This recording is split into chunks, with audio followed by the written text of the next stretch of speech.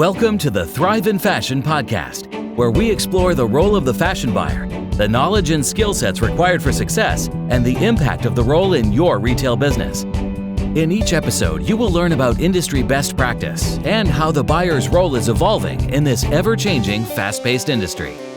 And now, here is your host, a fashion industry expert with over 20 years of experience, Elisabeth McHale. There's something about the end of the year that makes it the perfect opportunity for a personal and professional audit. It's a chance to look back at what's gone well, what didn't quite work out, and most importantly, to start setting intentions for the year ahead. Welcome to another episode of the Thrive in Fashion podcast. I'm your host, Elisabeth McHale. And today's episode is about how to set your fashion buying career goals for the year ahead. When I think back to one of my early experiences doing a review, it was during my first year working as a buying assistant. And honestly, I didn't know what I didn't know. I had been showing up, working hard, delivering results. But when I sat down to prepare my review notes, I realized I hadn't actually mapped out where I wanted to go next. I was so busy doing the work that I wasn't steering my career in the direction that I wanted. Once I realized that, it changed everything. I made a list of the skills and identified the areas that I thought I needed to develop in order to be promoted to an assistant buyer. Things like negotiation skills, understanding margin calculations, being more confident with the OTB. So I sought out any resources that could help me. I asked lots of questions, shadowed colleagues, and even took on extra projects outside my usual scope. Sure enough, within 6 months, when it came to my performance review, I was having the conversations about my next step. The truth is, when you're starting out, looking to grow or make a career change, having goals makes a difference.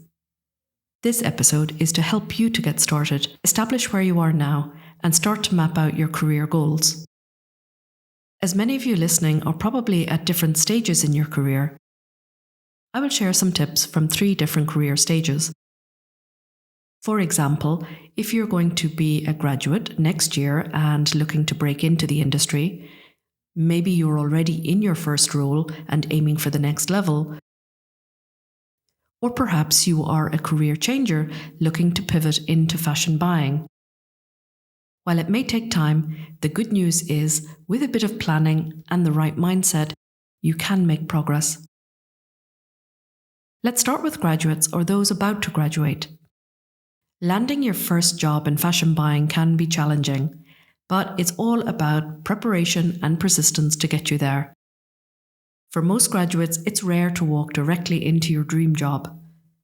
My first tip is to start with research. Understand the requirements of the roles you're applying for and what employers are looking for. For example, if your dream is to work with a high street retailer, focus on the skills that they value most, whether that is communication or organization skills or vendor management. Typically, for entry-level roles in fashion buying, you'll be applying for positions like a buying assistant or buying admin, or you may find a role called the buyer's admin assistant, or BAA as it is referred to.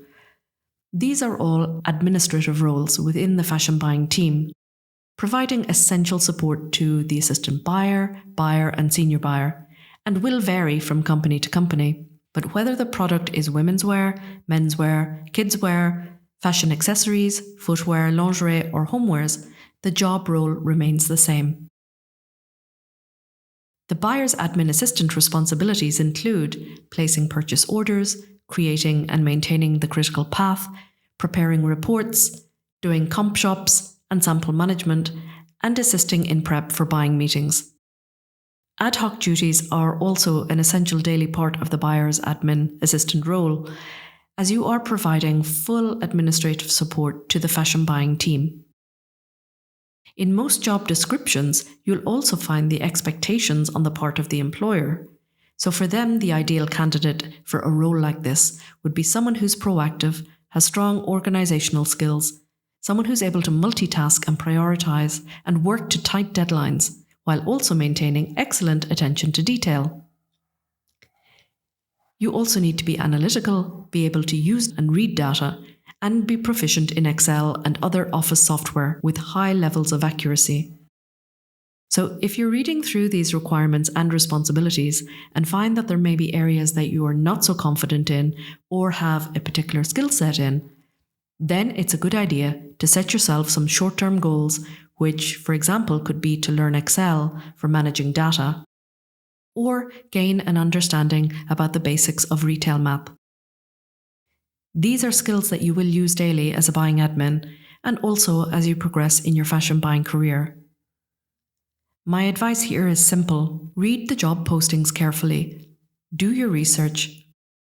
Look for patterns in the skills and qualifications mentioned, and then think about tailoring your CV or resume accordingly. Your CV or resume is your first impression, so make it count.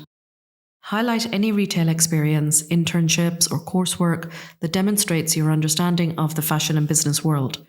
And don't underestimate the power of retail jobs. Employers love seeing this, and it shows that you can understand customer perspective. When you're conducting your job search, break it into manageable tasks. Update your resume or CV and portfolio if relevant, but research the companies that you would like to work for, or those that have available opportunities, and give yourself a task of researching perhaps 3 or 4 a week, and then target to apply to 2 or 3 jobs weekly. Prepare custom cover letters for each company or each role that you're applying for, and where necessary, tweak your CV and modify it in order to give yourself the best chance of getting to that next stage and getting a call for interview. The next tip I would share is to set some networking goals, and whether this means attending industry events, connecting with professionals in the business, using LinkedIn, don't be afraid to reach out and ask questions, because connecting with those already in the industry could lead to opening doors later on. Lastly, be patient and strategic. You might not land your dream job right away, and that's okay. There's a lot of competition out there, but look for those entry-level roles like buying admin or buying assistant, as these are the stepping stones to bigger opportunities. If you're not sure where to start, I can help you with a CV audit or resume review. Check out the details in the link in the show notes. I can help you to refine your CV and tailor it for fashion buying roles with the information that you need to include and to help make you stand out. Now let's talk about those of you already in the industry working as a junior buyer, buying admin or buying assistant, because you're probably thinking about how to take your next step towards becoming a buyer. Firstly, take a moment to evaluate where you are and realistically assess what your strengths and weaknesses are. At this stage of your career, there are always opportunities to improve and develop your skills and knowledge. For example, you may be great at data entry, but you could improve your negotiation skills or range planning or forecasting trends. Look for ways to go above and beyond your current job scope. From my experience, the people that have progressed quickly from a buying admin or buying assistant role are those who look for ways to go above and beyond what's expected. Those who raise their hand to take on extra projects or to help other members of the team, or find ways to improve the processes. These actions show leadership and initiative, but even more importantly, it shows that you're willing to get stuck in and do what it takes.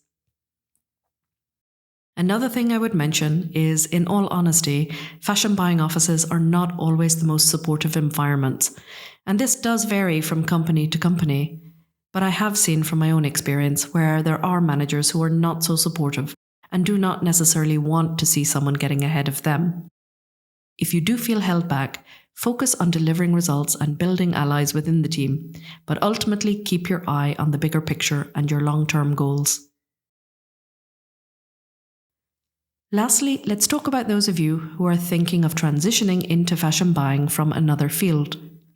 It is absolutely possible, and lots of people do it successfully.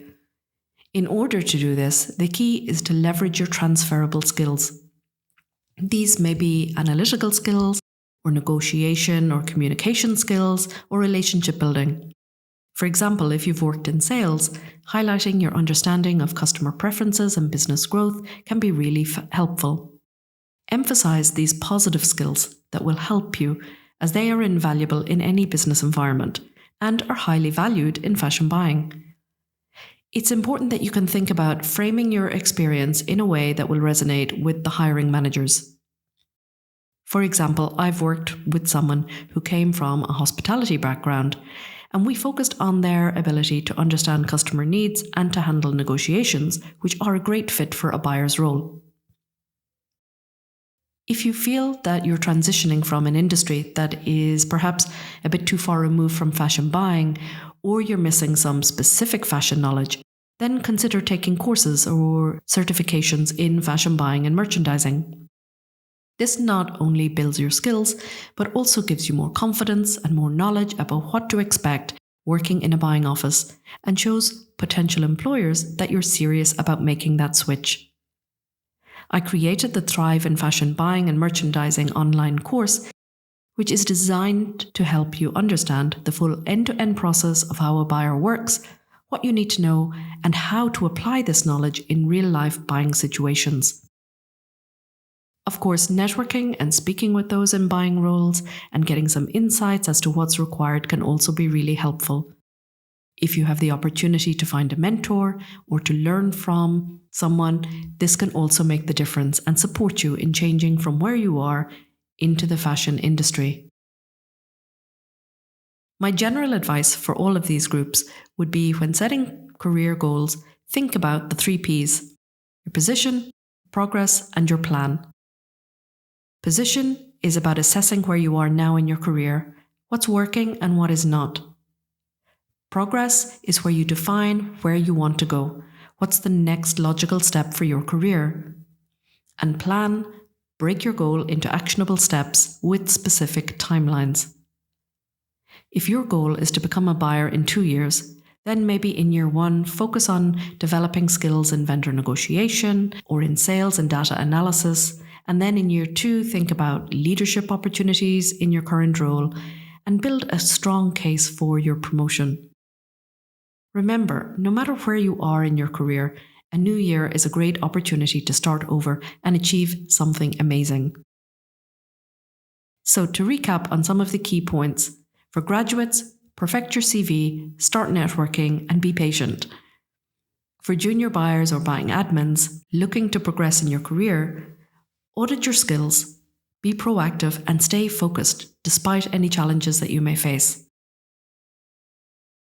And for those of you looking to change your career, it's important to highlight your transferable skills. Fill any gaps in your resume and build your network. If you do need extra support, you can check out the Thrive in Fashion Buying and Merchandising course or book a resume CV audit with me. The links are in the show notes. That's all for this week.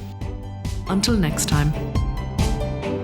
Thank you for listening to today's episode. If you enjoyed it, make sure to like, subscribe, follow, and share the show. For more of Elisabeth's industry tips and to learn more about how you can develop your buying skills, visit thriveinfashion.com. There you can find show notes for this episode and every episode. Also, register for the Thrive in Fashion program and sign up for weekly news delivered straight to your inbox. Until next time.